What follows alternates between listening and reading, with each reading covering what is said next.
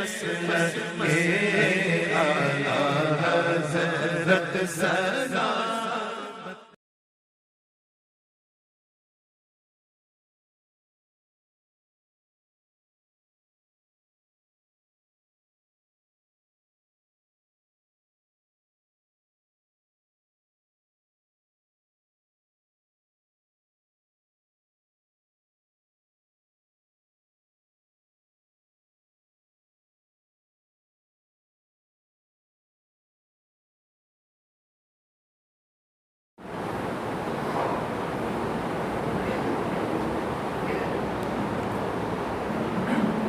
معزز حاضرین اہل سنت، السلام علیکم ورحمۃ اللہ وبرکاتہ۔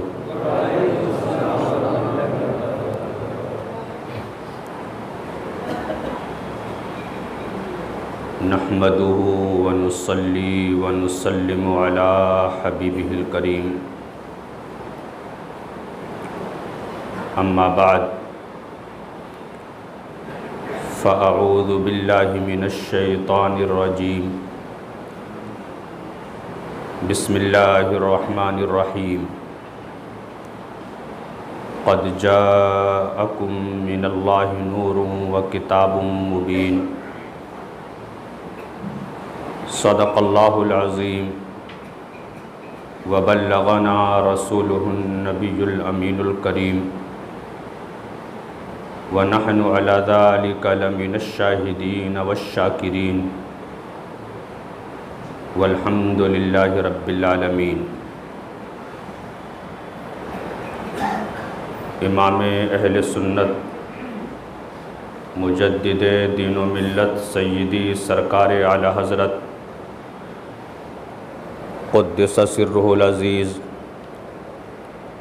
تحریر فرماتے ہیں کہ صبح طیبہ میں ہوئی بڑھتا ہے باڑا نور کا، صبح طیبہ میں ہوئی بڑھتا ہے باڑا نور کا، صدقہ لینے نور کا آیا ہے تارا نور کا، اور باغ طیبہ میں سہانا پھول پھولا نور کا۔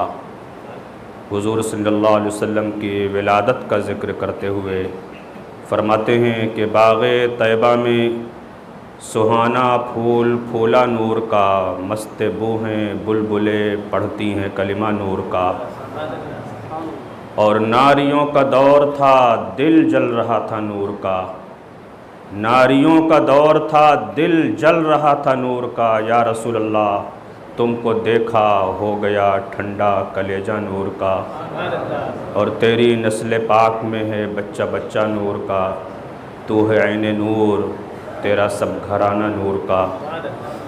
عقیدت و محبت کے ساتھ بارگاہ رسالت میں درود و سلام کا نذرانہ پیش کرنے کی سعادت حاصل کریں۔ اللہم صلی علی سیدنا و مولانا محمد وعلی آل سیدنا و مولانا محمد وبارک وسلم، صلاۃ و سلاما علیک یا رسول اللہ، صلاۃ و سلاما علیک یا حبیب اللہ صلی اللہ تعالی علیہ وسلم۔ حاضرین کرام، حضور رحمت عالم صلی اللہ تعالی علیہ وآلہ وسلم کی ولادت طیبہ کا مہینہ ماہ ربیع النور ہمارے اور آپ کے درمیان جلوہ فگن ہو چکا ہے۔ حضور رحمت عالم صلی اللہ تعالی علیہ وآلہ وسلم کی ولادت طیبہ بلا شبہ اللہ رب العزت کی ایسی عظیم الشان نعمت ہے کہ ساری نعمتیں اسی نعمت کے صدقے میں ہیں۔ حضور ہی کی ذات مکرم سے ہمیں ایمان کی دولت ملی، ہمیں قرآن کی دولت ملی، ہمیں اسلام کی دولت ملی، اور ہمیں رحمان کا پتہ ملا تو آپ ہی کی ذات مکرم کے واسطے سے ملا۔ دوسری تمام نعمتیں جو ہیں وہ اسی نعمت عظمیٰ کا صدقہ ہیں۔ اگر حضور صلی اللہ علیہ وسلم کی جلوہ گری نہ ہوتی تو یہ نعمتیں بھی نہ ملتی، کیونکہ یہ کائنات ہی حضور رحمت عالم صلی اللہ تعالیٰ علیہ وآلہ وسلم کا صدقہ ہے۔ حدیث قدسی میں ہے لولاک لما خلقت الافلاک، اے میرے محبوب اگر تم کو پیدا کرنا مقصود نہ ہوتا تو میں افلاک کو پیدا نہ کرتا۔ یہ کائنات محبوب کے صدقے ہی میں بنائی گئی ہے۔ یہ آنے والا آتا ہے تو کس شان سے آتا ہے۔ اللہ اللہ، حضور رحمت عالم صلی اللہ تعالیٰ علیہ وآلہ وسلم کی جلوہ گری ہو رہی ہے۔ واضح رہے کہ یہ مہینہ آپ کے ولادت کا مہینہ ہے، اور جہاں تک کہ خلقت کی بات ہے، بنائے جانے کی بات ہے، تو حضور رحمت عالم صلی اللہ تعالیٰ علیہ وسلم کی خلقت پوری کائنات میں سب سے پہلے ہوئی ہے۔ سب سے پہلے اللہ نے اپنے نور سے حبیب مکرم صلی اللہ تعالیٰ علیہ وسلم کے نور کو پیدا فرمایا، اور پھر اس نور سے کائنات کی تخلیق فرمائی۔ تو ایجادات میں یعنی جو چیزیں موجود ہوئیں، جو چیزیں ایجاد ہوئیں، ان میں جو خشت اول ہے، سب سے پہلی جو چیز ہے وہ حضور صلی اللہ تعالیٰ علیہ وسلم کا نور ہے۔ اللہ رب العزت نے جب یہ چاہا کہ میں پہچانا جاؤں تو اس نے اپنے نور سے سب سے پہلے حبیب مکرم صلی اللہ تعالیٰ علیہ وسلم کے نور کو پیدا فرمایا، اور کائنات کے تخلیق کے لیے اسی نور کو بنیاد بنایا گیا کہ اسی نور سے پوری کائنات بنائی گئی۔ تو حضور صلی اللہ تعالیٰ علیہ وسلم اصل ایجاد ہیں، یعنی جو چیزیں بنائی گئیں ان میں سب کی اصل حضور صلی اللہ تعالیٰ علیہ وسلم ہی کی ذات گرامی ہے۔ حضرات، حضور صلی اللہ تعالیٰ علیہ وآلہ وسلم کو قرآن میں کئی جگہ پر نور کہا گیا ہے۔ احادیث میں بہت سی جگہوں پر حضور صلی اللہ تعالیٰ علیہ وسلم کے تعلق سے نور کا ذکر ہوا ہے۔ تخلیق کے اعتبار سے، بنائے جانے کے اعتبار سے آپ نور ہیں۔ تشریف لائے ہیں لباس بشری میں، تشریف لائے لباس بشری میں، دونوں کو ملا دو تو بن جاتا ہے نورانی بشر یا نوری بشر۔ ہم خاکی بشر ہیں، لیکن حضور صلی اللہ تعالیٰ علیہ وآلہ وسلم نوری بشر ہیں۔ نور، وہ نور کا ظہور ہو رہا ہے، وہ نور جو ہے تشریف لا رہا ہے انسانی شکل میں، اور اس میں کوئی تضاد نہیں ہے، اس میں کوئی ایسا نہیں کہ دونوں کا اجتماع نہ ہو سکتا ہو۔ نور اور بشر یہ دونوں ایک دوسرے کے اپوزٹ نہیں ہیں، بلکہ اجتماع ہو سکتا ہے، اور بہت ساری چیزوں میں یہ ثابت ہے حضرات گرامی کہ یہ اپوزٹ نہیں ہیں۔ نور اور بشر دونوں ایک ساتھ اکٹھا ہو سکتے ہیں، اس میں کوئی خامی نہیں ہے، اس میں کوئی حرج نہیں ہے، اس میں کوئی تضاد نہیں ہے۔ حضرات گرامی، آپ غور کریں، سورج کو سورج بھی کہا جاتا ہے اور وہ نور بھی ہے۔ سورج بھی ہے ایک ہی وقت میں، اور ساتھ ہی ساتھ وہ نور بھی ہے۔ چاند بھی ہے اور ساتھ ہی میں وہ نور بھی ہے۔ حضرات گرامی، یہ تو دنیاوی چیزوں کی مثالیں ہوئی۔ اسی طرح سے آپ تخلیق کے اعتبار سے دیکھیں، بنائے جانے کے اعتبار سے دیکھیں، تو فرشتوں کی جو تخلیق ہوئی ہے، بتائیے کس سے ہوئی ہے؟ نور سے ہوئی ہے۔ حضور صلی اللہ علیہ وسلم کے انوار سے جو شرارے جھڑ رہے تھے، ان شراروں سے ملائکہ بنائے گئے، فرشتے بنائے گئے۔ فرشتے نور ہیں، اس میں کسی کا اختلاف نہیں۔ فرشتے نور سے بنائے گئے، جنات آگ سے بنائے گئے۔ جنات کس سے بنائے گئے؟ آگ سے بنائے گئے۔ فرشتے نور سے بنائے گئے۔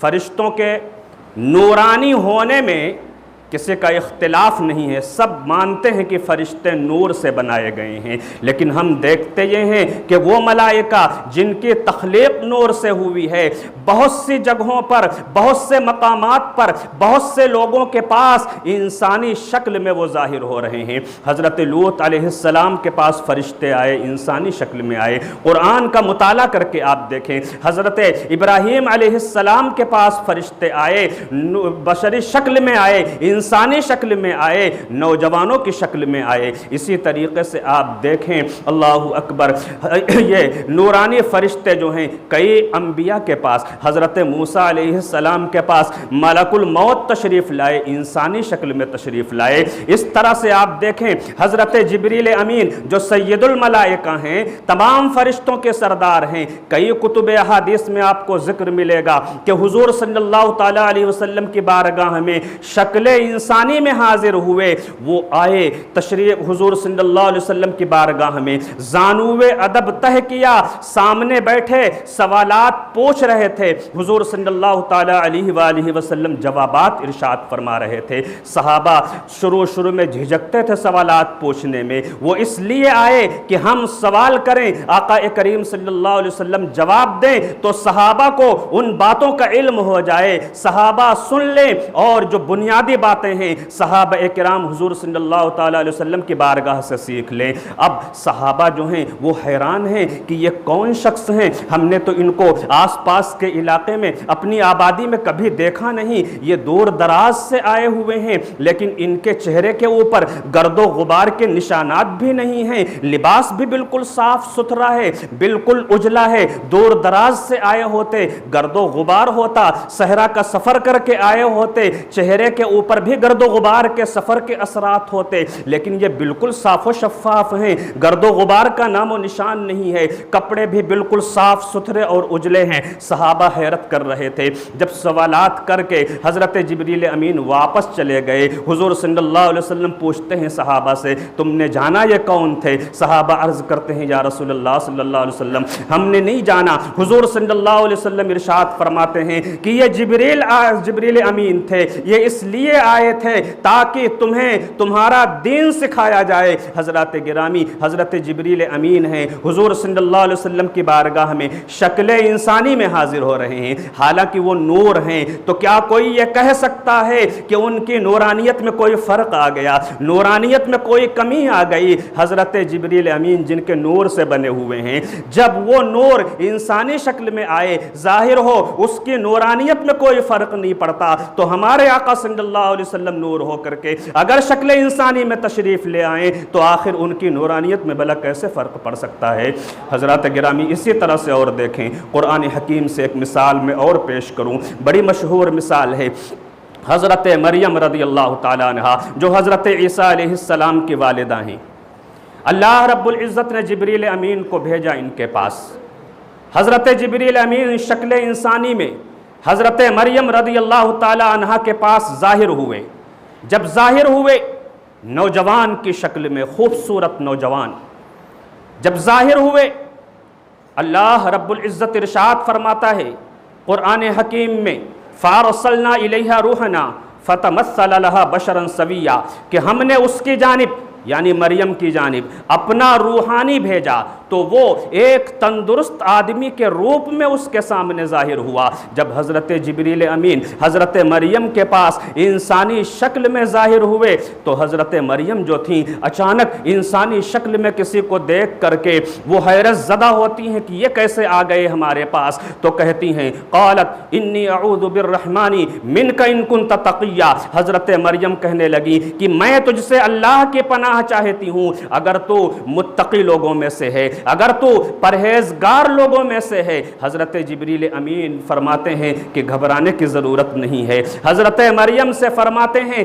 گھبرانے کی ضرورت نہیں، انما انا رسول ربک لأہب لک غلاما زکیا، میں تمہارے رب کی جانب سے بھیجا گیا ہوں اور اس لیے آیا ہوں کہ تم کو میں ستھرا بیٹا عطا کر دوں۔ اللہ اکبر، اللہ اکبر۔ حضرت مریم علیہ السلام کے سامنے شکل انسانی میں حضرت جبریل امین علیہ السلام حاضر ہوتے ہیں۔ حضرات شکل انسانی میں جب ظاہر ہوئے، حضرت مریم علیہ السلام پر پھونک ماری حضرت جبریل امین نے، اور اللہ اکبر، حضرت مریم سے حضرت عیسیٰ علیہ السلام کی ولادت ہوتی ہے بغیر باپ کے۔ اللہ نے اپنی قدرت کاملہ سے بغیر باپ کے حضرت عیسیٰ علیہ السلام کی تخلیق فرمائی، حضرت عیسیٰ علیہ السلام کی ولادت ہوتی ہے۔ تو حضرات آپ دیکھیں، حضرت جبریل امین شکل انسانی میں ظاہر ہوتے ہیں تو کیا ان کی نورانیت میں کوئی فرق آ گیا؟ کیا ان کی نورانیت میں کوئی کمی آ گئی؟ ہرگز ہرگز ان کی نورانیت میں کوئی کمی نہیں آئی، ان کی نورانیت میں کوئی فرق نہیں آیا۔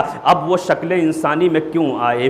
وجہ یہ ہے کہ انسان کے پاس اگر وہ اپنی اصلی شکل میں آ جائیں تو انسان فیض حاصل ہی نہیں کر سکے گا، انسان فیض یاب ہو ہی نہیں سکے گا، گھبرا جائے گا اور اکتساب فیض نہیں کر سکے گا۔ اس لیے شکل انسانی میں ظاہر ہوئے تاکہ انسیت ہو، آدمی کے اندر تنفر نہ پیدا ہو، گھبراہٹ پیدا نہ ہو اور وہ اکتساب فیض کر سکے، اس لیے انسانی شکل میں وہ تشریف لائے۔ تو حضرات ان دلائل کے پیش کرنے کا مقصد یہ تھا کہ نور کا ظہور بشری شکل میں ہوتا ہے، اور فرشتے بھی بہت سے انبیاء کے پاس انسانی شکل میں ظاہر ہوئے، جبکہ فرشتے نور ہیں، انسانی شکل میں وہ دنیا میں آ رہے ہیں، لیکن کوئی نہیں کہہ سکتا کہ فرشتوں کی نورانیت میں کوئی فرق آ گیا ہو، فرشتوں کے نور میں کوئی کمی آ گئی ہو۔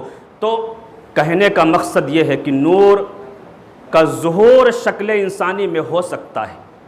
بعض لوگوں کو اعتراض یہ ہے کہ حضور صلی اللہ تعالیٰ علیہ وسلم کو تو عبد کہا گیا ہے، جب وہ اللہ کے بندے ہیں تو نور کیسے ہو سکتے ہیں؟ اللہ کے بندے ہیں عبد، تو پھر وہ نور کیسے ہو سکتے ہیں؟ تو اس کا جواب خود قرآن حکیم میں موجود ہے۔ لوگوں نے اللہ رب العزت پر تہمت رکھی، قرآن میں ہے قالوا اتخذ الرحمن ولدا، لوگوں نے کہا کہ رحمان نے اپنے لیے ولد اختیار کیا، بیٹا اختیار کیا۔ نعوذ باللہ، کچھ لوگ فرشتوں کو اللہ کا بیٹا قرار دیتے تھے، اسی کا ذکر ہے اس آیت میں کہ قالو، وہ لوگ بولے اتخذ الرحمن ولدا کہ رحمان نے اولاد اختیار کی۔ قرآن نے تردید کیا سبحانہ، وہ اس سے پاک ہے، اولاد کی اللہ کو حاجت نہیں، وہ ہر شے سے بے نیاز ہے، اسے کسی کی ضرورت نہیں، سب اس کے محتاج ہیں، سبحانہ وہ پاک ہے۔ اب یہ فرشتے ہیں کیا؟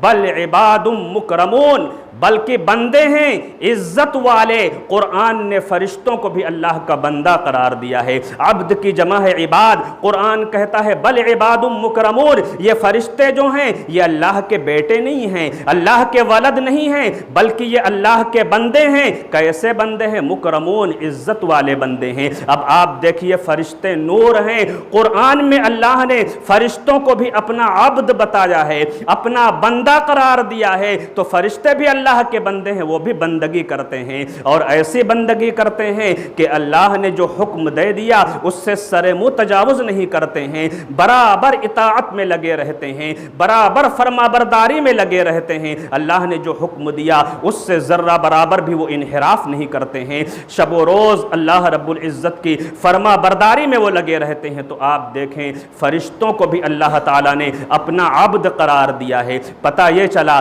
کہ کوئی نور اگر لباس بشر میں آ جائے تو اس کی نورانیت میں کوئی فرق نہیں پڑتا۔ حضور صلی اللہ تعالیٰ علیہ وآلہ وسلم لباس بشر میں کیوں تشریف لائے؟ شکل انسانی میں کیوں جلوہ گر ہوئے؟ اس کی ایک اہم وجہ یہ ہے، ایک تمثیل کے ذریعے سے میں سمجھانا چاہتا ہوں۔ انسان کی یہ فطرت ہوتی ہے کہ اپنے ہم جنس کو دیکھ کر کے وہ مانوس ہوتا ہے، رغبت کرتا ہے اس کی جانب، انسیت پیدا ہوتی ہے، اپنے ہم جنس کو دیکھ کر کے وہ اس کی باتیں بھی سنتا ہے، اس سے لگاؤ بھی ہوتا ہے، اس سے تعلق بھی ہوتا ہے، اس سے نسبت بھی ہوتی ہے۔ ایک تمثیل بیان کی جاتی ہے، مثنوی شریف میں ذکر ہوا کہ ایک خاتون تھیں، ان کا ایک چھوٹا سا بچہ تھا، اس کو لے کر کے وہ چھت کے اوپر چڑھیں، اور چھت ایسی تھی کہ اس پر کوئی منڈیر نہیں بنی ہوئی تھی، کوئی رکاوٹ نہیں تھی، کوئی آڑ نہیں تھی۔ چھوٹا بچہ تھا، زمین پر گھسٹ گھسٹ کر کے آگے بڑھ لیتا تھا۔ چھت پہ چھوڑ دیا، کسی کام میں مصروف ہو گئی، توجہ نہ رہی، بچہ جو ہے گھسٹتے گھسٹتے چھت کے بالکل کنارے پہنچ گیا، چھت کے بالکل کنارے کہ تھوڑا سا اور حرکت کرے تو نیچے گر جائے۔ اب ننھا سا بچہ، بچوں کے اندر ایک عادت یہ بھی ہوتی ہے کہ کبھی بچہ بیٹھا ہوا ہے، آپ اس کو پکڑنے کے لیے اس کی جانب بڑھیں تو وہ اور بھاگنے کی کوشش کرتا ہے۔ آپ نے بھی مشاہدہ کیا ہوگا کہ آپ پکڑنے لگیں تو وہ اور حرکت کرے گا اور بھاگنے کی کوشش کرے گا۔ ایسا بھی ہوتا ہے اب وہ خاتون متفکر ہو گئی کہ میرا بچہ تو بالکل دہانے پر ہے، پکڑنے کے لیے آگے بڑھتی ہوں، بچہ مجھے دیکھ کر کے کہیں حرکت کرتا ہے، ادھر اور بھاگنے کی کوشش کرتا ہے، جب تو نیچے گر جائے گا، اور میرا یہ ننھا سا جو پھول ہے اگر اتنی اونچائی سے نیچے گر گیا تو اس کی زندگی کا خاتمہ بھی ہو سکتا ہے۔ وہ خاتون بہت پریشان ہوئی کہ اب میں کروں تو کیا کروں، چنانچہ اب دیکھیے یہ دور تھا باب العلم حضرت علی کرم اللہ تعالی وجہہ الکریم کا، اور اتفاق ایسا کہ بالکل پاس میں ہی کہیں آپ تشریف فرما رہے ہوں گے، آپ تک یہ بات پہنچتی ہے، آپ فرماتے ہیں کہ ایسا کرو، جاؤ جاؤ ایک دوسرا چھوٹا بچہ کوئی لے لو اور اس کو لے کر کے چھت کے اوپر چڑھاؤ، اور چھت پر لے جا کر کے اس بچے کو رکھ دو، چھوٹے بچے کو، اور پھر کچھ ایسا کرو کہ وہ بچہ جو ہے ادھر متوجہ ہو جائے، اس بچے کو دیکھ لے،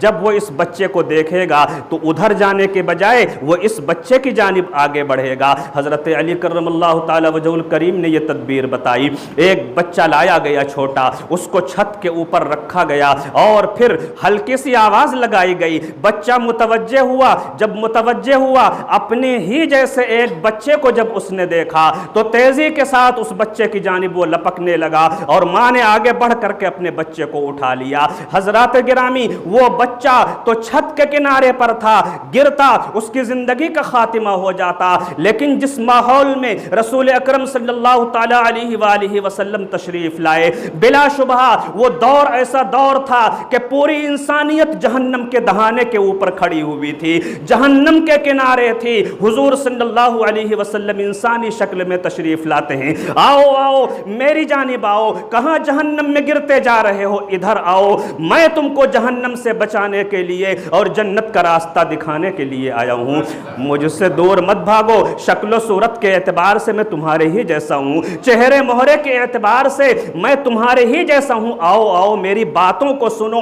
تو اس لیے حضور صلی اللہ علیہ وسلم شکل انسانی میں تشریف لائے تاکہ انسان ان سے اکتساب فیض کر سکے، تاکہ انسان ان سے فیض یاب ہو سکے، وہ اس لیے شکل انسانی میں تشریف لائے کہ ہم انسان ان سے مستفیض ہو سکیں، ہماری بھلائی کے لیے وہ شکل انسانی میں تشریف لائے۔ تو حضور رحمت عالم صلی اللہ تعالی علیہ وسلم تخلیق کے اعتبار سے نور ہیں، تشریف لائے ہیں لباس بشری میں، اسی نور کا ذکر اس آیت میں بھی ہے، قد جاءکم من اللہ نور و کتاب مبین، تمہارے پاس اللہ کی جانب سے ایک نور آ گیا اور روشن کتاب آ گئی۔ اللہ رب العزت ہم سب کو حضور رحمت عالم صلی اللہ تعالی علیہ وسلم کی ولادت طیبہ کا صدقہ عطا فرمائے، آمین، وآخر دعوانا الحمد للہ۔